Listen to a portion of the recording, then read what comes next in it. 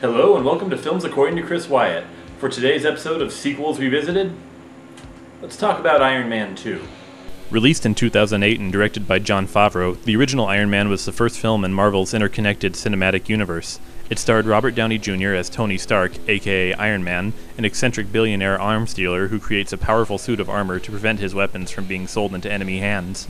The original Iron Man is probably better regarded as the film that kicked off the Marvel Cinematic Universe more than the film itself.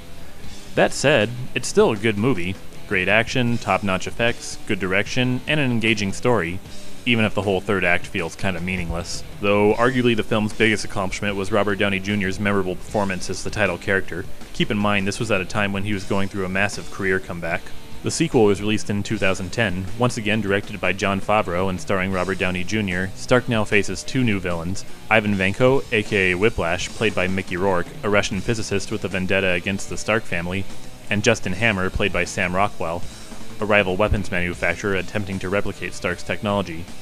Meanwhile, Tony faces pressure from the government to hand over his designs for the Iron Man suit, all while he's being slowly poisoned from the palladium that powers his miniature arc reactor, the device that powers his suit and keeps him alive. Now, Iron Man 2 isn't the usual kind of sequel I would review on this show, in that it's never really been hated or even disliked all that much.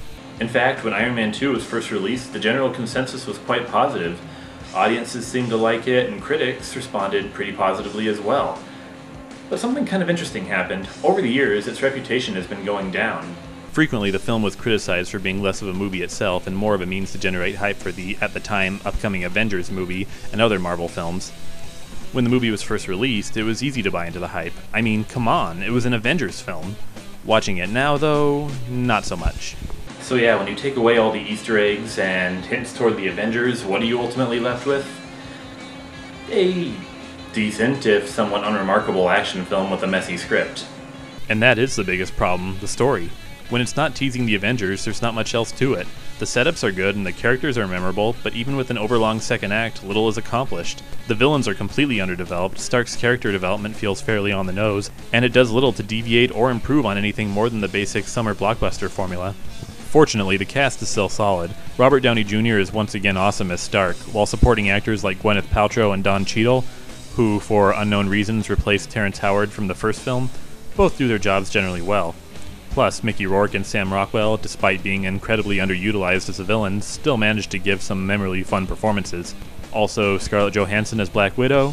Yeah, that was pretty spot-on casting. As expected, you get the requisite kick-ass action and cool special effects. While one or two of the action sequences are a bit underwhelming, it regains some credibility in an awesome finale.